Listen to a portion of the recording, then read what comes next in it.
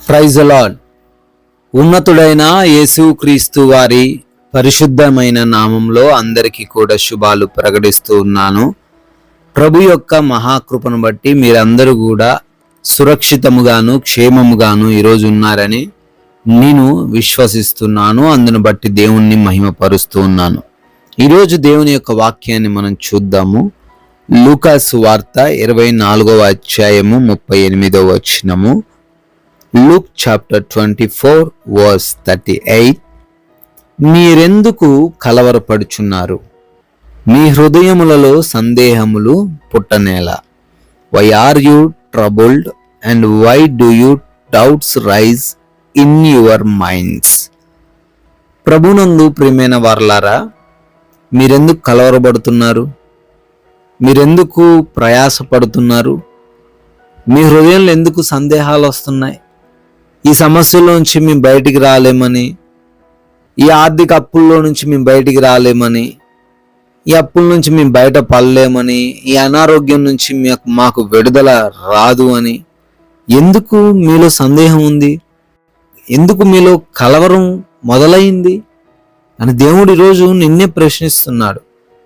దేవుడు ఎందుకు సందేహిస్తున్నావు అని దేవుడు నీతోనే మాట్లాడుతున్నాడు. విశ్వసించిన వాడు కలవరపడడు అనే వాక్యం చాలా క్లియర్గా ఉందండి. నీవు విశ్వసించినట్లయితే నీలో కలవరము ఉండదు. హల్లెలూయా. ఈరోజు నువ్వు దేన్ని బట్టి కంగారు పడుతున్నావో, కలవరపడుతున్నావో, దానికి ఒక రీజన్ ఏంటంటే నీవు దేవుణ్ణి విశ్వసించలేకపోతున్నావు. దేవుడి సమస్య నుంచి బయట పడవేయగలిగిన సమర్థుడా అని ఆలోచన చేస్తున్నావు. దేవుడు రక్షించగలిగిన సమర్థుడా అని నువ్వు ఆలోచన చేస్తున్నావు. దేవుడు నా కుటుంబ పరిస్థితులను నెమ్మదికరంగా మార్చగలడా అని నీ హృదయంలో నువ్వు సందేహాలు పెట్టుకున్నావు. అందువల్లే నీలో కలవరం, నీలో భయము, భవిష్యత్తు గూర్చిన భయము, కలవరము, రేపేం జరుగుతుందో అని నీ హృదయంలో కృంగుదలున్నది. విశ్వసించినట్లయితే నువ్వు భయపడవు. దేవుని నమ్ముకున్న వ్యక్తిగా ఉన్న నీవు సంపూర్ణముగా ఆయన పైన ఆధారపడినట్లయితే నీలో కలవరము ఉండదు. ఒకసారి మనం ఆలోచన చేద్దాం. దావీదు గొలియాతును ఎదిరించగలిగాడు.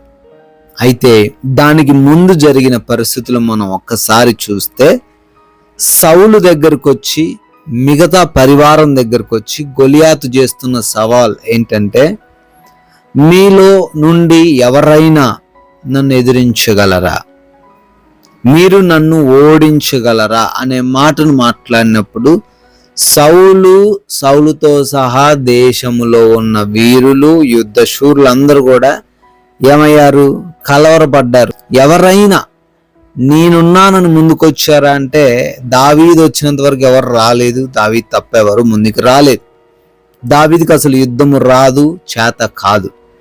కానీ మిగతా వారందరూ ఎందుకు కలవరపడ్డారు? యుద్ధం వచ్చు, యుద్ధంలో గెలిచిన వారు, యుద్ధాలు చేసిన వారు, అయినా వాళ్ళు కలవరం ఉంది, వాళ్ళు భయం ఉంది.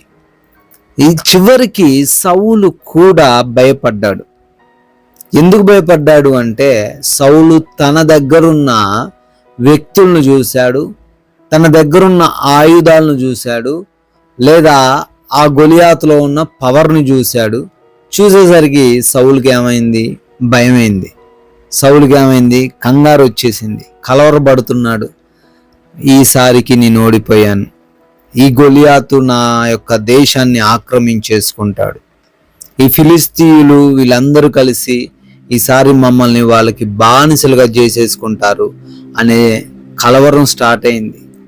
ఎందుకు?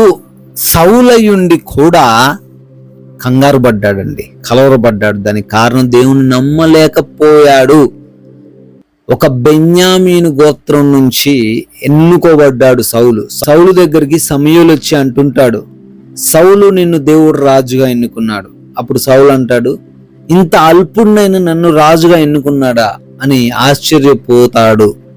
మరి అటువంటి గొప్ప కార్యం చేయగలిగిన దేవుడు ఈ విషయంలో గొలియాతును ఎదిరించే విషయంలో సౌలుకి బలం ఇవ్వడా?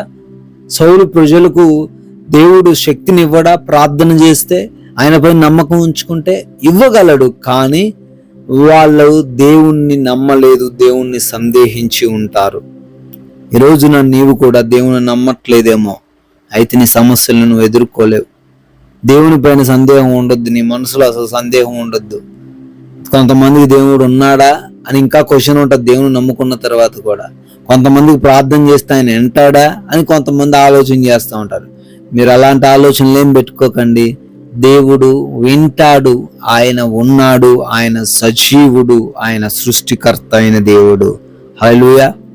యేసయ్య నీ ప్రార్థన వింటాడు, నీ మొర వింటాడు, నిన్ను విడిపిస్తాడు, నిన్ను గెలిపిస్తాడు. కలవరపడకు. కలవరపడడం వల్ల భయమే వస్తుంది కానీ ఉపయోగం ఏమీ లేదు. ధైర్యముగా ఉండు. నా దేవుడు ఉన్నాడు, నా యేసయ్య ఉన్నాడు, చనిపోయిన వారిని లేపిన నా దేవుడు నాకు ఈ సమస్య నుంచి విడుదలిస్తాడు. 12 సంవత్సరాలు రక్తస్రావం కలిగిన స్త్రీని స్వస్థపరిచిన నా యేసయ్య నాకు ఈ సమస్య నుంచి విడుదలనిస్తాడు, నా అనారోగ్యాన్ని తీసివేస్తాడు, నా శ్రమల నుంచి విడిపిస్తాడు, నా అప్పుల సమస్యల నుంచి విడిపిస్తాడు, నా కుటుంబంలో నెమ్మదినిస్తాడనే విశ్వాసం ఉండాలి. కానీ సందేహాలు, కలవరాలని హృదయంలో ఉండకూడదని ఈరోజు వాక్యం సెలవిస్తుంది. కాబట్టి దేవుని పైన విశ్వాసం ఉంచి నీ జీవితంలో నువ్వు కొనసాగు. అనేకమైన అద్భుతాలను తప్పక చూస్తావు. ప్రార్థిస్తాను, ప్రార్థనలు ఏకీభవించండి. కృపాసత్య సంపూర్ణుడా స్తోత్రాలు, సర్వోన్నతుడా వందనాలు, అద్వితీయుడా కృతజ్ఞతలు చెల్లిస్తున్నాము. అవునయ్యా, కలవరము, భయము, సందేహము ఎవరికైతే ఉన్నాయో నాయన వాటిని తొలగించండి.